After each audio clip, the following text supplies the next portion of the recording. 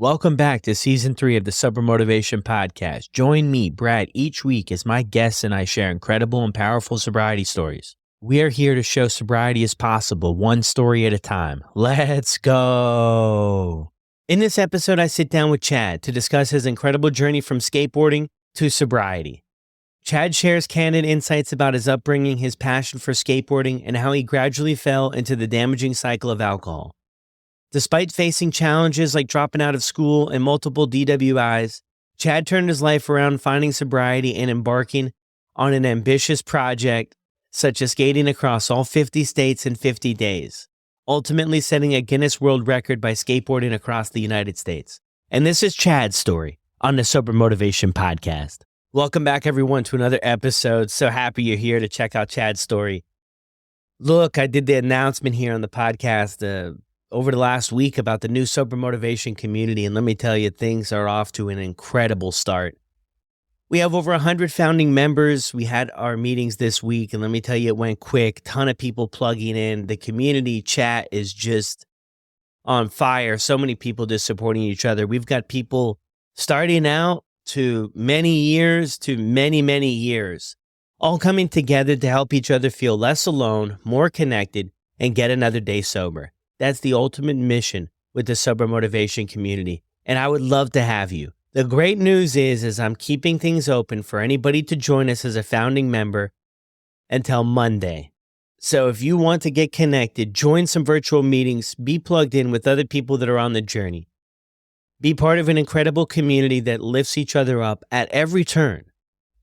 This is your official invite to click the link down below this episode or send me a message over on Instagram. I'll send you over the link, and I hope to see you in a meeting soon. I've taken the device everywhere with me. It's gone on camping trips, holidays, vacations, even Iceland. It was really useful for when I wanted to travel. I wanted to be able to visit friends and family and really be able to live my life. Those quotes are from SoberLink users who have found peace of mind while enjoying vacations, even in early alcohol recovery, when traveling can feel scary. Maybe you're nervous about going away from your support network, or your loved ones are concerned about a possible relapse. That's where SoberLink comes in. Here's how SoberLink helps keep you accountable. You'll test at scheduled times each day, 2 to 3 times a day. Facial recognition confirms your identity. Tamper sensors detect any attempts to cheat the system. And instant, easy-to-read results are sent directly to your loved ones, giving them peace of mind while you enjoy your time away. SoberLink isn't just about proving you're sober. It's about building confidence in your recovery, even when you're miles away. SoberLink, proof of sobriety at your fingertips, wherever life takes you. Visit soberlink.com/recover to sign up and receive $50 off your device. And I want to give a huge shout out to SoberLink for continuing here and there to sponsor the podcast and offer this incredible opportunity for so many people. Thank you so much, SoberLink. Now let's get to the episode. Right before we jump into this episode, I want to share this quick story about the Chinese bamboo tree. Have you heard of it before? Let me share this with you. The story of the Chinese bamboo tree is often used as a metaphor for patience, persistence, and faith, highlighting the importance of long-term dedication before seeing significant results. Here's how the story goes. The growth process of the Chinese bamboo tree. After planting a seed of a Chinese bamboo tree, nothing seems to happen for the first few years. In fact, for 5 years. You see no visible signs of growth above the soil. Throughout this time, however, the bamboo seed requires daily watering and care. Without the consistent attention, the seed would not survive and would never grow. Then, seamlessly all at once, in the 5th year, the bamboo tree shoots up, growing as much as 90 feet in just 6 weeks. The key lessons from the story: patience and faith. During those first 5 years, even though there's no visible growth, something significant is happening beneath the surface. The roots are growing deep, establishing a strong foundation necessary to support the bamboo's eventual rapid growth. This is a reminder to stay patient and trust the process, even when progress can't be seen. Consistency and effort. The tree requires constant nurturing, even when there's no immediate reward. This highlights the importance of consistent effort, discipline, and perseverance, as success may take time and often comes after sustained, unseen work.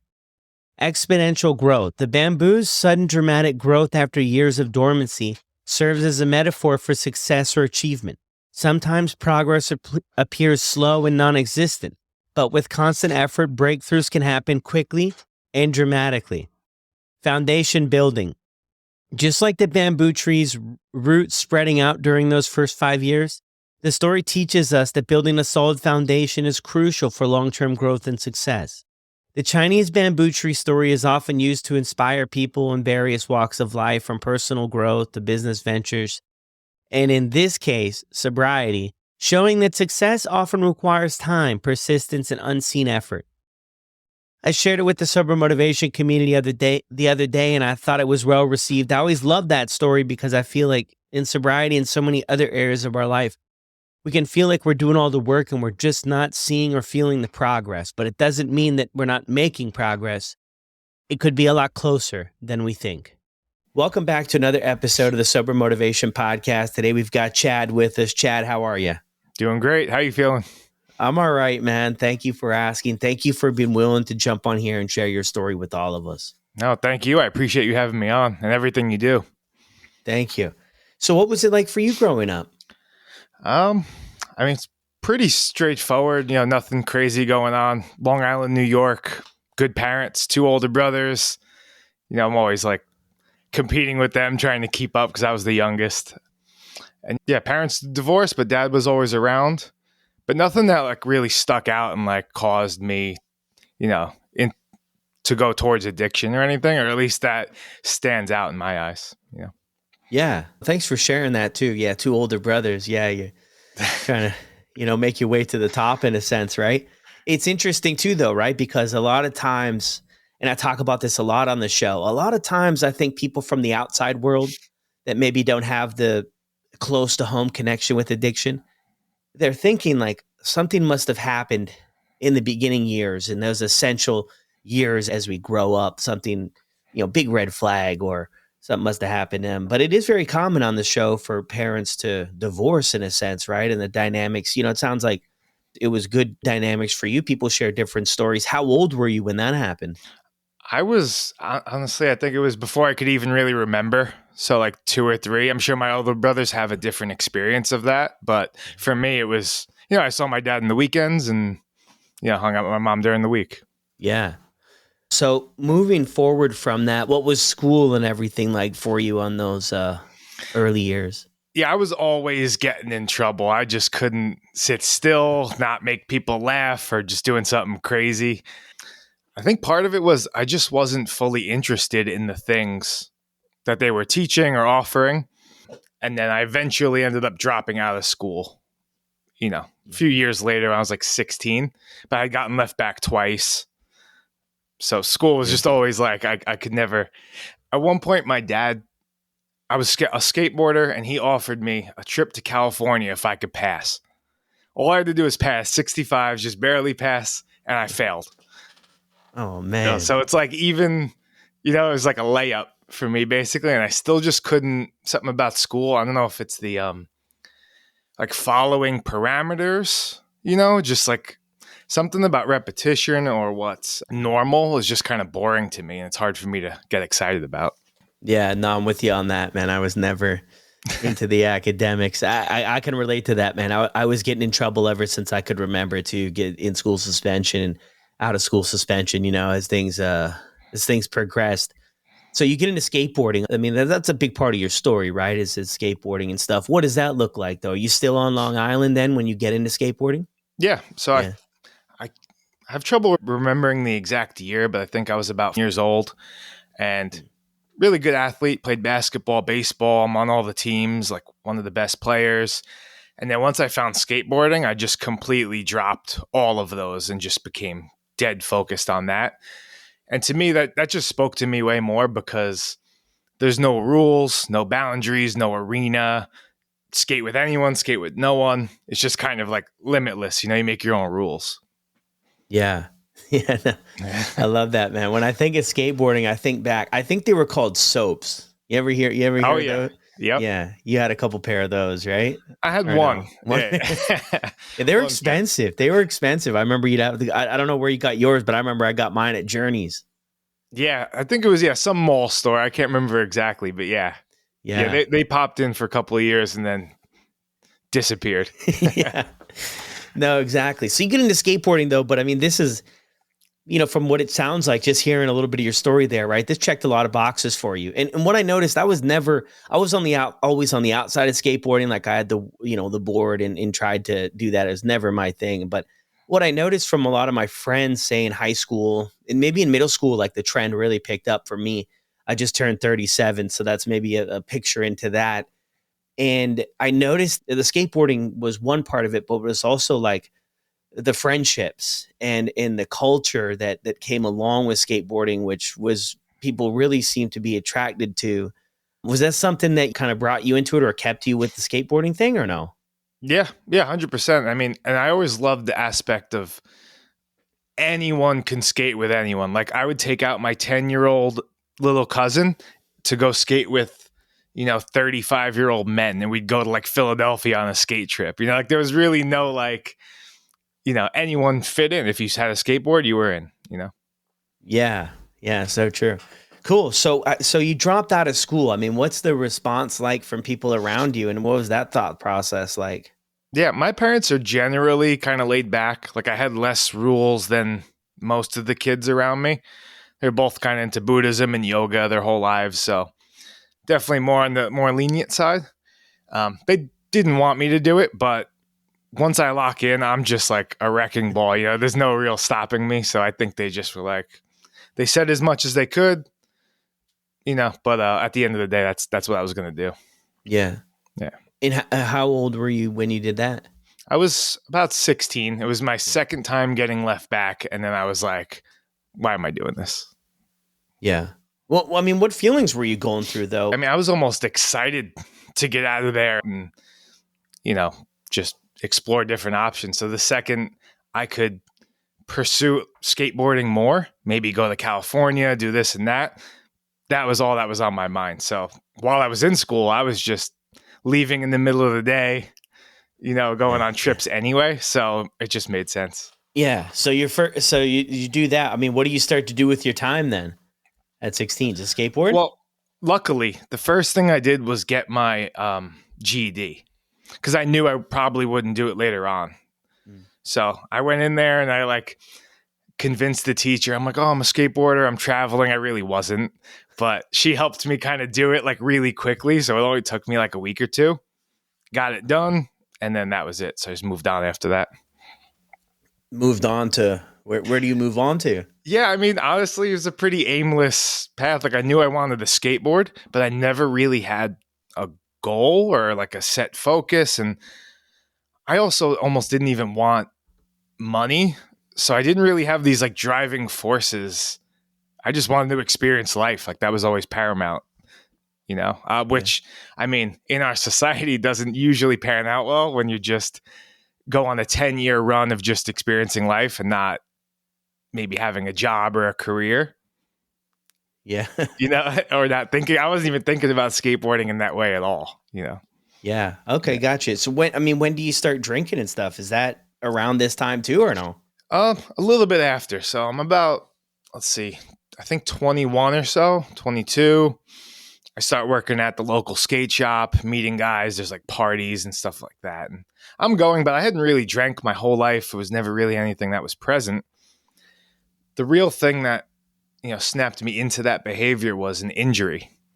I tore my ACL and PCL in my left knee. And I was like, just torn in bed, nothing to do. So I would talk about skating, go to parties, hang out, that type of stuff. Yeah. I healed up. I was so diligent about it, and then I think it was like 9 months later, I was fully healed at the skate park and a BMX kid crashed into me and tore my MCL on the same knee. So after all that healing, I was like deflated. And that really like, I can't get another surgery. I was like, just completely done. And that kind of segued me into more of the, drinking lifestyle.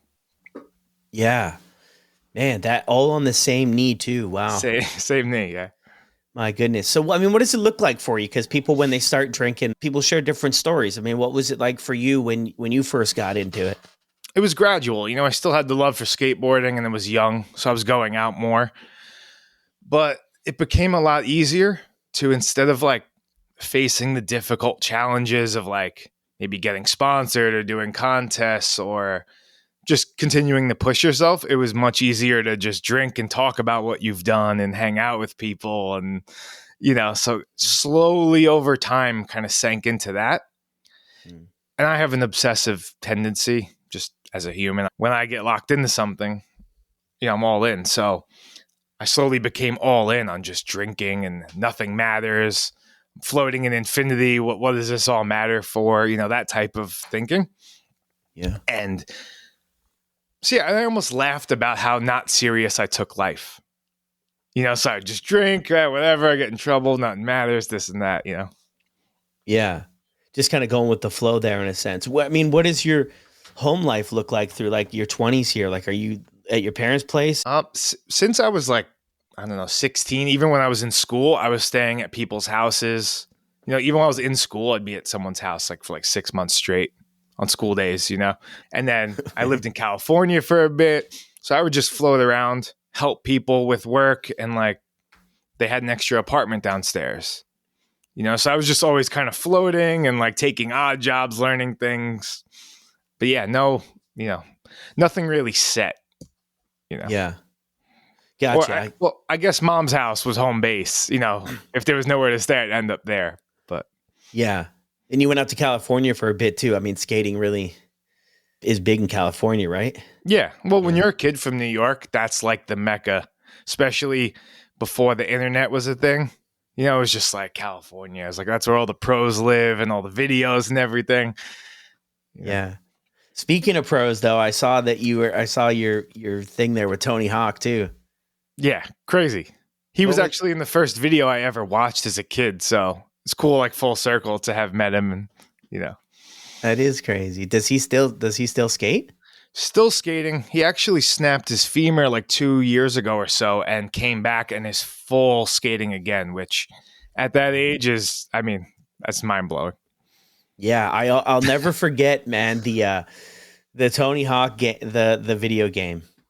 Oh yeah, of course. Everyone, especially our age, I'm 37 too. Like anyone from that time period remembers. Yeah. Yeah. I feel like that just put like I wasn't plugged into the lifestyle, the culture at all, but I feel like that really blew things up, for skateboard in that game there. It was a great game, man. Yeah, it put skateboarding on the map for sure. Yeah. And Tony Hawk. Cool, man. So you go through this, right? So you're kind of like, I'm just painting a picture here.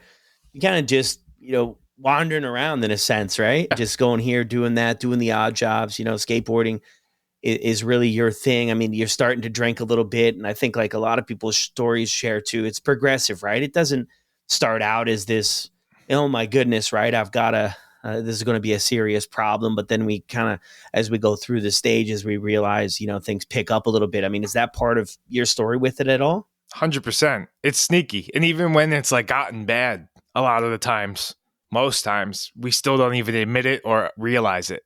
We're still like, it's not really a problem. I still go to work. It's fine. Or like, Yeah, it's pretty common. So for me, yeah, it definitely snuck up. And I was very functional and I wasn't really harming anyone around me, too much, except for probably like a byproduct, just maybe emotionally or the things I would do here and there. But I lived a pretty solitary life, so I wasn't living with someone and like destroying their life directly, Yeah.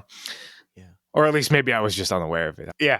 But when I got the DWIs, that's when it hit me. So I got 2 DWIs. And then I was in $10,000 of debt, facing jail time. People are lending me money that they don't have. And I'm like, all right, I never cared about my own life, but now it's affecting other people. And that's when I started feeling bad and wanting to change. Yeah. When was that? Whenabouts was that when you got them? Well, I quit drinking about 8-9 years ago. So the last DWI was about 9 years ago. And then before that, 3 years before that was the other one, which was why I was facing jail time, because 2 within a 3-year period in New York is like almost a guaranteed, sentence. Yeah. Yeah. Wow. Even leading up to that, though, what did life look like for you, involving the drinking and stuff? Like, too, you kind of mentioned something there that Yeah. kind of stood out to me about, I can't remember it exactly, but what I got from it was that you didn't really care about yourself and sort of what that looked like. How do you work through a place like that or kind of get to a place like that? Yeah. Well, I mean, it was a lot of my mindset and the view of the world. One of my main goals, just being a human, was always thinking about like why we're here, the main mission, what's the point, so I would contemplate our place in, infinity on a little rock and like how important is what I'm doing and this and that. Um, and, if you're drinking and that, it's very easy to not have a positive outlook, especially after the skateboarding thing fell through. So it's very easy to just take a darker turn with that. And then I was anyone's drinking buddy at any time. And I had no money, no nothing, but I would just be there to be the party, and people wanted someone to party with if they were out, So buy me drinks. I would drink the drinks off the bar. I would drive everyone's car home every night because I didn't care about my own. Like, I don't want you to get in trouble. I'll make sure we get home, Mm. And then slowly that led into like cocaine and then doing that all the time. So that kind of just kept boiling. Yeah. It's like, too, if there's no maybe intervention externally, internally, wherever, if nothing's kind of standing in our way, it's easy to keep things going, right? And then it just kind of snowballs. Yeah. Yeah. Then you look up and you're like, wait, what? How'd I get here? Yes. Man, I can relate to that. I had that thought so many times.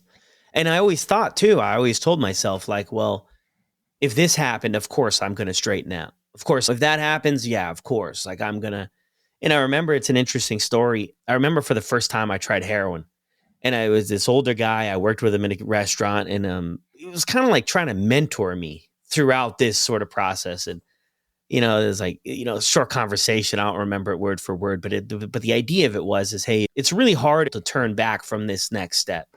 So make your choice wisely, Yeah.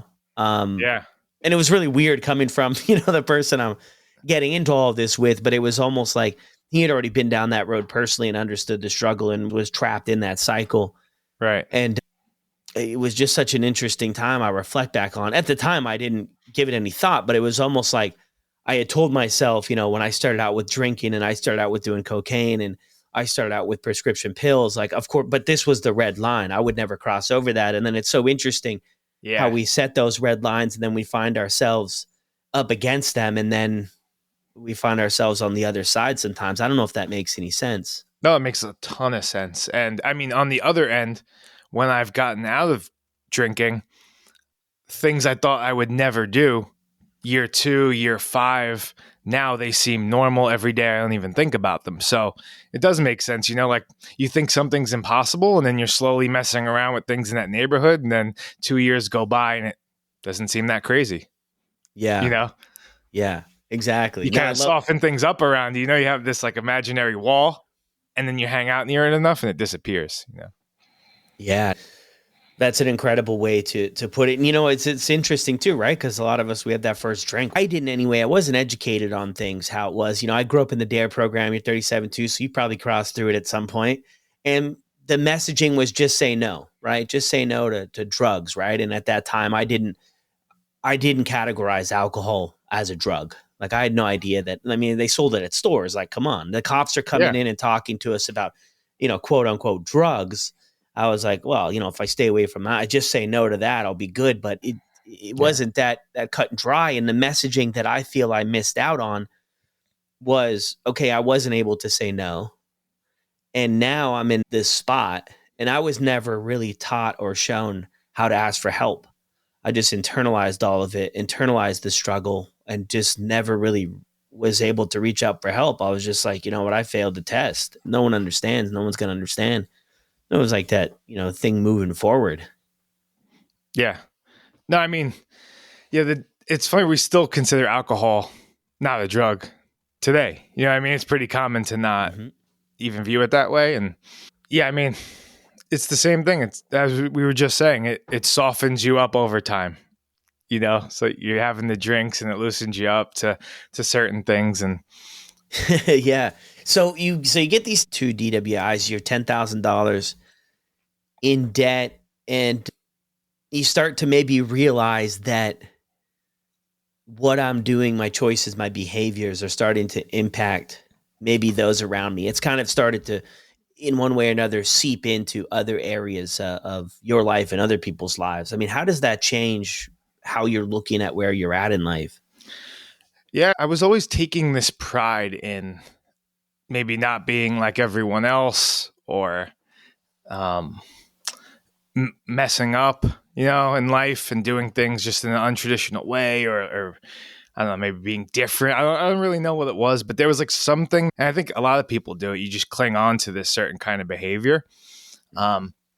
And after so much pain, I finally realized like that something's got to change. I got to get rid of that behavior. And I just snapped into just making better decisions. It was so simple almost. But I just realized I was leaning into this almost character, right? I don't know. Yeah.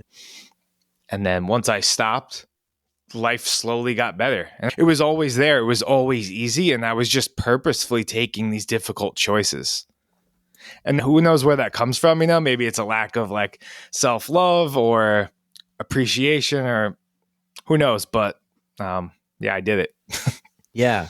So, I mean, how does the sobriety thing come to mind, right? Because I've heard a lot of people here share on the show, they got the DWIs and it was just like kind of maybe carry on a couple days later, different stories, right? So, I mean, what happened for you after that last one? I mean, is that when you really changed direction? So I quit for a year. My first time was a year. Well, so this was before the second DWI. I got the first DWI. They gave me the mandated probation, going to classes and stuff like that. So I quit for a year. And I even later on, I drank around going to the classes, So if I had like a 3-day window, I would drink and then try to be clean for when I had to show up, And then the second time around is when everything really stuck. And I went into it with like, I want to do this, Yeah. And then I remember just going to probation after the second DWI, and I had a different attitude. I was like excited to see people and meet them and this and that. And everyone in there's like, why am I here? This is unfair. I hate life, And I'm just like excited to do well. Look, I have a clean test. I'm excited. And then they gave me more leeway because I was like, life got easier because I wasn't making it more difficult myself. Yeah. No, that makes a ton of sense, right? The changes that come with it, right? Yeah. I mean, that's the problem. I think like I saw this thing one time that at first alcohol might be a solution to problems, but then it becomes a main source of problems for us, right? And that's why I think eliminating it, we realize so many benefits. Yeah. It's a mask.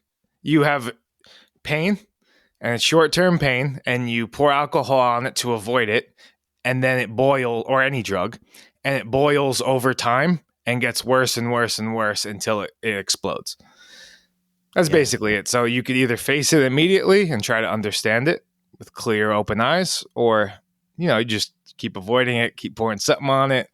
Could be prescription medicine, could be anything, but essentially that's how I view almost all the things we put in our body as some sort of way to avoid pain, Yeah. That's great. So you got the 1 year and then you went back. So, I mean, how did things look like for you after your second thing of probation? You're really plugging into the classes. I mean, maybe learning a few things, right? You're like, how did things change for you there in the early days? Yeah. I mean, so the classes were, super early on. Maybe I took a little away, but really I never went to a meeting. I did it all completely solo, essentially. Nothing against meetings. It just wasn't like my thing. Like, with the school thing, I just kind of always wanted to figure things out on my own. Yeah. To my own detriment, who knows, but it's funner. So, yeah, after I quit drinking the second time, I hadn't used social media at all I was completely against it. I thought it was like lame. Everyone's taking these pictures and egotistical and posting. This is like early Facebook, MySpace, So I was just staying off of it. Wouldn't use a cell phone, completely unplugged, right? Just floating around doing my own thing. And then when I got sober, I was like, I'm just going to embrace this thing that I hated, right? And so I started a YouTube channel. I thought I'm going to share everything I learned through skateboarding, try to give back, and have a hobby to focus on instead of drinking. Because like I needed something to fill that void, Yeah. So you started a YouTube channel. You bring up MySpace there too. Now we're going back. So you started a YouTube channel to share. I mean, and what was your message to put out there to people? I mean, so in the beginning, it was my whole life. All I've ever done was take from skateboarding. 20 years going to parties and contests and this and that, enjoying it. And I've never really given back. And this was a thought I had from getting sober. I realized all I've ever done is taken. So I started throwing contests. I started trying to get skate parks built in my area. And I started putting out all the information I knew just to try to help people and help skateboarding. Yeah. And what was the response from your efforts? Well, I thought I was actually doing the like tutorials and stuff for kids. And it turned out my audience was like 30 to 50-year-olds, people getting into it later, always wanted to do it, or people like, me and you that are looking for a passion when they got sober later in life, Yeah. So slowly that I realized the audience, and it was like people like me, And then I started talking more about the alcohol and time. Yeah. Did it take you some time to like work up to be comfortable with that? Yeah. And I was completely unaware of it. I was just surviving. I was just trying to figure out my next way forward. I wasn't thinking I could help anyone get out of this. I'm not even out of it myself yet, Yeah. Yeah. For sure. When you decided to give up drinking, did you share it with it? Like, did everybody know around you, or how did that look? Yeah, so that's a good question. So I would actually still hang out with my friends and go to the bar till like 4 a.m. and drive them. So I would just still be hanging out. And then like that really opened my eyes to a lot of things, because it's just like, I'm going out and I'm standing for 6 hours and we're basically talking about nothing. Like when you're sober and you're just sitting there, you're like, wow, this is insane. Like I'm just standing around, night after night. And I slowly started to fade away and see like almost the emptiness of it. And so I guess a lot of people avoid that because it could be triggering. Mm-hmm. But for me, I don't know. I think once I locked into that I was going to be sober, I was just so like nothing can break me. Once I committed to it, I felt just so locked in. And now even more so in time, building up all these positive experiences. Now it's like, why would I ever give it up? You know what I mean? So like, I feel like as time keeps going, it just becomes easier and easier. Yeah. Because of everything you're experiencing. Yeah. It's all about momentum, getting the ball rolling from stationary is much harder, and it's like everything feels weird and uncomfortable. You're all these learning curves, getting new friends, new this, new that. It's tough, so after a year or two, it starts getting much easier, Yeah. Well, that's scary though for people to hear sometimes, Chad, a year or two, but it is so true. It's true. There's different learning curves, and you're right. Yeah. I mean, I jumped over, month 1, you'll feel great. You'll feel clear and energized. And, they're like month 3 or 6, this is just for me too. This isn't like across the board for everyone. I want to be clear on that. But, you start to realize I'm doing all these things and I don't really like them. I was just doing them because I wanted to be out with friends or because I was drinking. Like, I don't like this stuff. I don't like going to baseball games. Like, I'm just going to drink and hang out. And then when you're sober, you like slowly find your own path, something that you're interested in, something you're excited about, filling that time that was used at night and sleeping in late. You fill that in with this podcast, like something you're excited about, Yeah. And that's so true. And I think that a lot of people too, share a story about drinking being tied so closely to their identity. A lot of people, the party guy or just the mommy wine culture in a sense, right? different than our stories, but you get in there and you make your connections, your friends. And I think when you step back from it, from the drinking culture, you start to realize how much your life revolved around alcohol and how much it maybe helped us. For me anyway, it helped me fit into these sometimes awkward situations. And I felt like the guard could come down and I had less anxiety and I wasn't so insecure about who I was or where I've been. And when you get out of that, you start to realize that. And then I think that that's really, like you mentioned there, probably 6 months to a year. That's kind of that sweet spot where we had that clarity and we realized, like, this was a lot bigger than just drinking alcohol. Like there was a lot more at play. And then also finding that, finding other stuff to do. I mean, what are we going to do? Right. Like it's a lot of extra time. Yeah. No, that's a great point you bring up too about the uncomfortableness, like being out or social situations. I realized from drinking that I had to relearn how to be a person, essentially. Like I had this idea of myself that I lived as a drinker, where I could make people laugh and I was funny and this and that. But I had to learn how to do that sober. You know what I mean? And it's like a long learning curve. I had to learn how to go out and like be myself at a situation and not scratch that itch of uncomfortability with a drink and like sink into it, feel it. Why do I feel this way? Like, and it is a long, but such an interesting journey. And if you go into it with open eyes, it's, I don't know, you just keep learning about yourself and it makes your life more full, I feel. Oh my gosh. Does it ever? Does it ever, man? It's deeper connections with others. It's deeper connections with ourselves, and whatever else is out there that we, when I was drinking, I felt like I was connected, right? We're going out with our buddies, right? We're chasing girls. We're doing everything we do in our younger years, whatever, right? But I just realized too, like my friends and I, that's all we had in common. Like we didn't do anything else. We didn't go grab coffee on a Saturday. We didn't, and it was kind of like a grieving moment too, like early on in sobriety to like grieve in a sense what was and realize that I'm probably moving forward not going to have this many acquaintances anymore. Like I'm not going to be going out on Friday night, waiting for the phone call, going and plugging into this stuff. And it was really tough for me personally, man, because I had built up that identity as like that person going out, partying, all that type of stuff. It was like I was wrapped up in that. That gave me a purpose. That helped me feel worthy. And it was all kind of built on quicksand. And it was like learning in the early days and in the months and the years about like exactly what you said, man. I had to relearn how to live life. And one of the scariest things for me personally was being responsible. I was the guy living in overdraft and switching banks and not paying payments and paying rent late and, just being late here and doing this. And it was like, when I was drinking, I could just drink and be like, all right, whatever. But when I was sober, there was no running anymore. Yeah, you see everything. It's right there. Yeah, there's no hiding from it. Yeah. So moving forward, man, I mean, you sent me this note before that you set a Guinness World Record. I mean, are we close to that point in your story about talking about that at all? Yeah, I mean, we're still, let's see, maybe 6 years from that. So I started the YouTube channel and then I was just, all right, I'm $10,000 in debt. I'm like, just my mind is set. I'm paying everyone back. That's my first goal. So I'm trying to get a job at this point.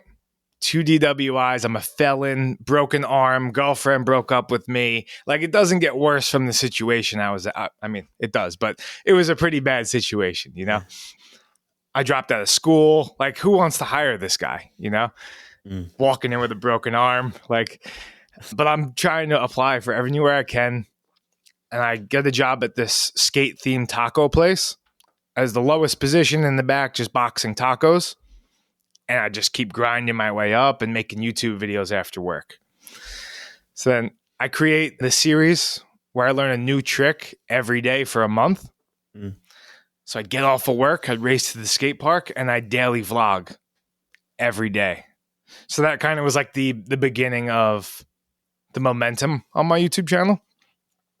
And then I just kept doing these like crazy challenges on my channel. Just, I don't know, just kind of boredom or I don't know. Yeah. So with skateboarding And then would you talk too, like during the videos, and put in Yeah. your personal stuff you were going through and things? Yeah, a little bit. I'd be like, oh, just got off of work, got like 2 hours left, sunlight. I would do little anecdotes here and there about being sober or coffee. Think I had no caffeine at the time, so nothing crazy though. And I talk about details of the trick, just anything, normal daily vlog. Completed that. And then I was like, how could I top that? And I was like, I don't know. That's crazy. And then a year later, came up with the idea to learn a new trick in every state in America, 50 days in a row.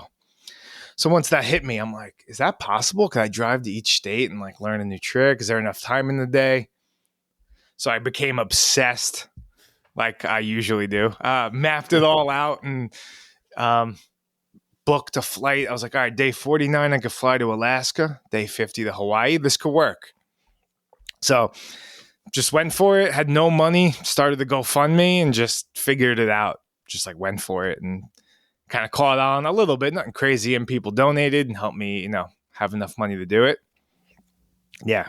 Another crazy experience. It's like we were saying before, you just like these levels, where something doesn't seem possible, and then once you break that, the next one, the closer you get to it and hang around it, you're like, oh, I don't know. It's just becomes second nature at some point.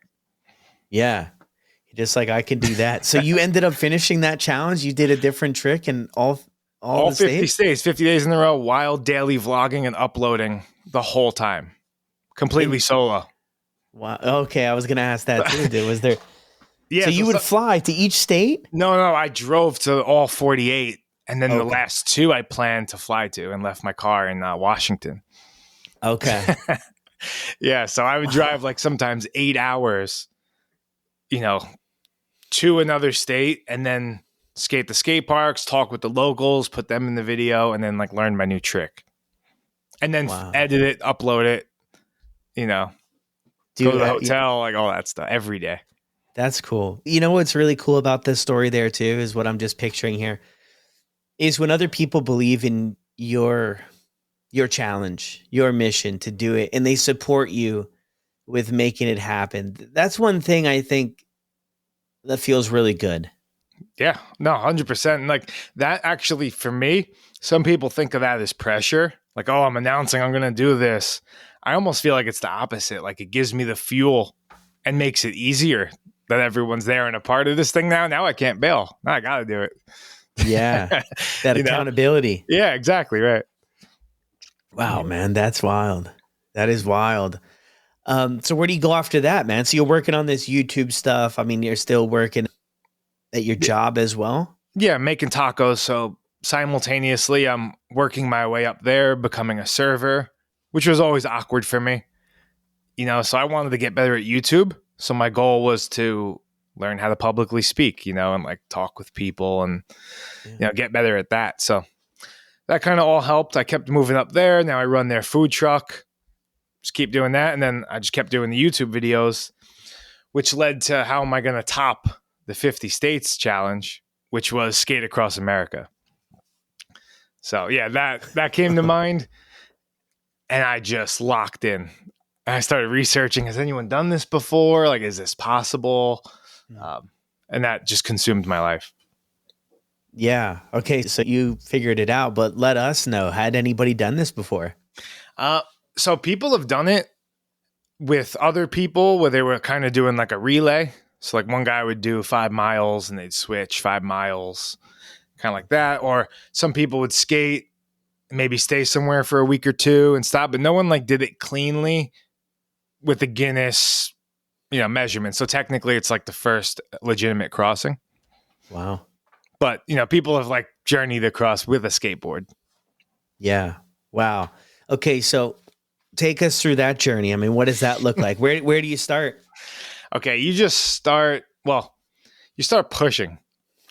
So you push like 5 miles and then your body's killing you, like 5-10 miles. You're like, this is crazy. And then you just keep doing it. You break in your body 10 miles, 20 miles. I'd go down to a nice long bike path and just eventually I worked my way up to 50. Wow. And I was like, all right, if I could do 50 miles in a day, if I do that for 60 days, that's 2 months, 3,000 miles across America. So I did 50 like one or two more times. And I was like, all right, I think I should be able to make it across the country if I keep this pace. Then was the planning. It's nonstop researching. What routes am I going to run in the mountains? Like, can a skateboard even make it over a mountain?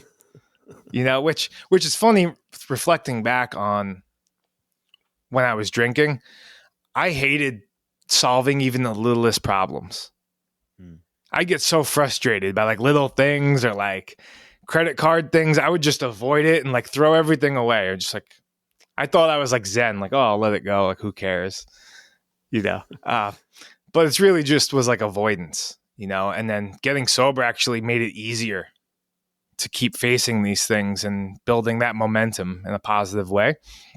So I don't think I'd be able to ever conceive doing something like this without the sober eyes, Yeah, no, I was gonna say that too. Like, the sobriety is not, all of this journey for you, but I definitely, like, from hearing it, I would guess that it provided that space in your life, that confidence in your life, and sort of that curiosity. I think that's a strange thing that comes from sobriety is we gain confidence, which in turn makes us willing and believe that we could do other hard things, Yeah, no, for sure. And like, I feel like it brought me back to being a kid, like what I loved about life, like what excited me, It's like you slowly fade into like that adult life and you're drinking and it kind of gets washed out. And I don't know, there's just something beautiful about like, I don't know, I feel like a little kid still. I'm still doing YouTube videos, still skateboarding. I got my job and I'm a little more like in a comfortable place, I guess, you know what I mean? But like, Yeah. instead of, the insecure place I once was, Yeah. It was much, much different. That's wild, man. And I think when I saw the Tony Hawk thing, maybe I'm wrong here, but you had the same set of wheels for the trip. Is that Yeah, true? the whole time. Yeah. It's my obsessive tendency coming through again. So I thought it was funny because I brought an extra set. I was going to change them halfway. And they started like turning almost into like cheese. Like they were disintegrating, My viewers were like, you're going to kill yourself. You're not going to finish it. The wheels are going to explode. And I'm like laughing because I kind of know like they'll be all right. And even if they do, I'll just take a battle roll. I've been falling skating for 20 years. It's nothing. But everyone's losing their minds. Like, please change them. So I thought it was kind of funny. So I was just leaving them, Yeah. And then 3/4 of the way, I'm like, I think I could actually just make it the whole way. That'd be so funny if one set could just make it. Like, to me, that was just interesting. I didn't care if it was slowing me down or not. Like, that just seemed funny and interesting. Then the last week, I kind of regretted it because they were like not even rolling on an axis anymore. They were just so chunky. But I'm so happy I did it because it became this like people were coming out on the road to just see the wheels. They were like their own character. And then, Tony Hawk ended up wanting to buy the board and it became like this thing. So in hindsight, it was reckless, but I don't know. To me, that's what made the whole trip and what makes life interesting. Yeah. Yeah. Where's the board at now? He has a little, his own private museum at his office or his house. And it's in there with like 10 other boards. Wow. Insane. That is crazy. Yeah. So where'd you sleep at? Like, did you just sleep in the woods? So my goal was to hit my 50-mile mark every single day. Yeah. Then my next goal was I got to find a hotel. So, all right, let me look on my path. All right, there's a Super 8, 60 miles. That's where I'm staying the night. So that would be like my goal for the day, basically, Gotcha. And I just based everything on trying to stay there.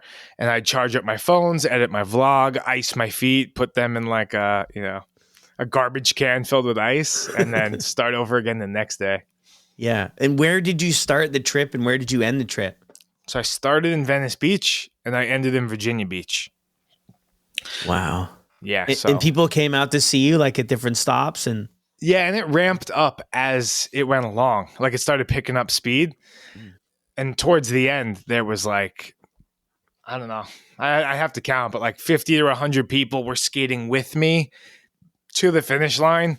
The police blocked off the bridge in Virginia Beach, and they were like following me and blocking traffic. It was surreal. And then at the finish line, the mayor was there. They set up like a banner, and I'm just like, Wow. I just couldn't believe it. And I was replaying my whole life of kind of everyone telling me I'm crazy, skateboarding, dropping out of school, being aimless. You know what I mean? Like all these things, like just replaying in my head as I'm crossing the line, you know? Yeah. It was a wow. pretty interesting experience. Wow, man. Throughout that journey there, I mean, did you share like in the vlogs too about your struggle with alcohol? Was that part of it? Yeah, 100%. Yeah. I knew being out there making daily vlogs. Well, first, I donated, the whole trip was built around this nonprofit called Natural High that helps kids to find a passion to focus on rather than drugs and alcohol. So like basically what you were saying before, like Dare, but they didn't really give you like the solution necessarily, you know, or a solution. So Natural High is in all 50 classrooms in all 50 states, and they help kids find like, you know, something they love to shift that attention to. So the whole trip was basically to fundraise for that and bring, you know, awareness to, you know, addiction and sobriety. Yeah. Wow. What did you learn about yourself? Yeah. I mean, being out there for so many hours, you can't not look inward. Yeah. You know what I mean? You're just in the middle of the desert for 12 hours straight. Like you're going to have to look in. And that's what I love. You know, I love just, just learning about all the reasons why I do things, you know, all my tendencies or understanding falling outs from the past that may have been my fault that I held a grudge about or something. You know what I mean? Like you'll just get hit with random thoughts from all over, you know? Yeah. No, yeah, I can imagine, right? That just kind of doing it on your own and everything. But I mean, finishing that, what have things looked like for you since then? So I mean, on the outside, it looks exciting. You know, you got like Instagram and like, you know, news stories and things like that. But basically my life's still the same. I still work on the taco truck and still skate, make YouTube videos occasionally and just carrying on, you know, just doing what I love and continuing. Yeah. No, that's awesome, man. And where are you at? Are you still in Long Island? Still in Long Island, yeah. Yeah. Yeah. Okay, cool, Actually, man. just got married like 4 days ago. What, dude? Yeah. Like everything. Okay. Well, that's incredible, man. Yeah. Which is another thing that changed because my whole life I was like, forget the system. I don't need the government involved. I don't need anyone to tell me that I need like, you know, I'll love you for the end of time. I don't need like something to put a stamp on it, like a legal document. You know what I mean? And I was just like so against it, you know? And I think through being sober, I've learned to examine some of my old ideas or hang-ups, you know, reevaluate them, and also be more open to other people's situations. And if they're interested and they like, you know, my wife really wants to have a wedding, it's like sometimes it's good to make sacrifices, you know?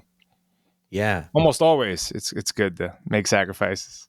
Yeah. I mean, that's what it is. That's so exciting, dude. I mean, it seems like too throughout all of this, I mean, for you, it's a constant place of growth for you, right? Growing, learning, and even that trip of like looking within and maybe a transition from where you kind of shared before about, you know, struggling in that sense and then to a place now, because it can be really uncomfortable and really challenging to look within, right? Because none of us are perfect and, you know, we've all taken wrong turns, and sometimes looking at that I think not only looking at that, but looking at our part in different situations. And I think it's such a incredible point that you bring up, that sobriety allows us that space to heal. And for me anyway, to say, you know what, like I've been wrong in a lot of places in life and I've hurt a lot of people and just made a lot of bad choices, but moving forward, I understand my role in those decisions, and I can change my behavior moving forward to, not live like that anymore, and make things a little bit different on this side, man. And it sounds like, it's something that you've went through as well. Oh yeah. Yeah. And I'm still going through it, still learning. It's a never ending learning curve. And I feel like all these challenges I set for myself and even the sobriety, what it does is if you face difficult situations often, all other situations kind of pale in comparison to it. So if you're continuing to push your limits and just keep growing, it almost makes all the problems underneath that, like you're almost not even acknowledging them anymore because, they've gotten easier in comparison. It's like lifting weights, Yeah. Yeah. Like after you get to, you build up to 300, 50-pound weight doesn't seem as hard anymore. Yeah. Where you started out on the journey, whether weightlifting or sobriety, it's like, at the time it can seem like it overbearing, right? Like, oh my goodness, how am I going to get through this? But you're right, man. As you knock down those walls, it's like it's not as difficult moving forward. Yeah. And you got to have trust. Well, that's like, the way I viewed the world and that like nihilistic mindset, I didn't even think it was possible to be where I'm at today or to even have like this like positive view of the world. I just trusted that those actions would eventually pay off. So you might not see it immediately, in the first couple weeks or this or that, but like that's the hardest part is in that space before you get sober. It feels like hopeless. It's so far away. Oh, why am I going to do this? It takes a year, 2 years. But it takes some time to build, but I've found it's always worth it. For anyone I've met who's done it, you never hear of someone that's like, regretted it. Like what's the worst? You could always just try it and then reevaluate, Yeah. No, I'm with you. I've never heard anybody who's like, dang it, I wish I never, the only thing you kind of do hear sometimes, and I don't know if it's regret from people, but a lot of people share that, I wish I did it a little bit sooner, and I think too, like, man, what an incredible point to hit home as we wrap up here. It's like that blind trust that things are going to work out and that we're on the right path, whether it feels like we are or we aren't at the time. It's another thing I love is people float around in sobriety a lot. This too shall pass. Yeah. Like we're going to get through it. Feelings come and go. Like they don't last forever. Right. So like if we're having a tough day, we get a good rest. I find in my own life if I'm having a really tough day and I get a good rest, I feel energized and I can really start to tackle stuff. And I don't need to just run and escape anymore. Like it's okay if I'm struggling. It's okay if everything's not working out. I'm just going to stay in the game and things will turn around. 100%. Yeah. And as time goes by, for me with the sobriety, that just like it kind of shrinks and shrinks. The problems become much easier, Yeah. I'm thinking, Chad, before we sign off here, man, if somebody's struggling to get started with their sobriety or they're in it too, right? They're in that first year and maybe it's not making a whole lot of sense, right? Is this worth it? Is it worth sort of the struggle of what I'm going through? What would be your message to them? Look inward and figure out what you love to do more than anything in this life, what you're interested in, or it could be who you love or whatever it is. That to me is like the real disconnect. So if you're sober and it's not quite clicking or you don't have the motivation to jump into sobriety, fill it with something like equally as exciting. And for me, that was like, oh, I'm going to do YouTube, this thing I've like always hated, I actually used it to call my own bluff. I was all about nothingness and nothing mattered. So when I got sober, I said, all right, so if nothing matters, do the thing you hate the most. Go do YouTube, and it ended up being like where the answer was for me. Yeah. Wow, that's great, man. Yeah. I love that. I mean, do kind of what you're most afraid of too, in a sense, right? Yep. Yeah. 100%. Do what you're afraid of. There could be an answer there. If something sticks out to you like that, there's usually something underneath. Yeah. I love that too. I mean, look within, right? I think too, it's good to have support. It's good to have community. It's good to be connected with other people. But I think we have more answers than we realize, like within ourselves. I think we have to do a little bit of digging to get there, but I think that we have a lot of those answers that we can figure out too about who we want to be and how we want to show up in this world. And I use a lot of those things when I find myself in a tough spot, like who do I want to be at the end of the day? And, I've got 3 kids, and I saw this quote thing the other day that, one day your kids are going to figure you out, and that's so true. That's so true. And it's up to me about who, when they figure that out, what do I want them to see? And how do I want to live? And I think it's really, since becoming a father, it's become something that is important, right? To set the best example, right? Like, dude, being a father, I'm far from perfect, man. I'm learning every day, right? With all of this stuff. But just to try my best, I think is, and it kind of shifts over into sobriety and just being a role model and, just showing up in the world to give back. Yeah. And not only that, I mean, your kids, like, yeah, they'll figure you out, but also they're going to inherit all your behaviors subconsciously. They're around you all the time. That's where their world is formed. It's from your behavior. So not just like they're going to figure you out, they're going to also pick up your mannerisms and your behavior. So the better you are, the better they will be inherently, Yeah. Beautiful, man. Yeah. Anything else, Chad, before we sign off that you want to mention? Yeah, I have the Skate Across America photo book coming out a couple of months. So anyone that pre-orders that, I'm going to be doing a giveaway for, it's like a photo print, giving away 10 of those. But yeah, other than that, that's it. I really appreciate you having me on. It was a great conversation. Yeah, of course. So this is pictures of your trip? So it's basically, so I got Tony Hawk. He wrote the foreword, which I still can't believe, and then I kind of go through each day and talk about a couple of paragraphs, my emotions, challenges I faced, people I met. So I include all unseen iPhone photos, and professional photographers met up with me also. So that's scattered throughout the book as well. Wow. Okay. Yeah. And one last question, and then you're out of here. I'll let you off the hook. Did you write these paragraphs like every night at the end of the day, or is this something you went back and reflected on? I had no time during it because I was doing the daily vlog and like 10, 12 hours a day. So I wrote all this in reflection. But having all the vlogs and the photos helped. I looked at it and I could just recall like all the emotions pretty quickly, Yeah. Wow, dude, that's incredible, man. Well, thank you, Chad, so much for hanging out today. No, thank you so much for having me on. I appreciate it. Well, there it is, everyone. Another incredible episode. Thank you, Chad, for jumping on the podcast and sharing your story with us. Incredible stuff. I'll drop Chad's contact information down in the show notes below, as well as the link to join us on the Sober Motivation community. I hope to see a few more of you there. Until next time, I'm out.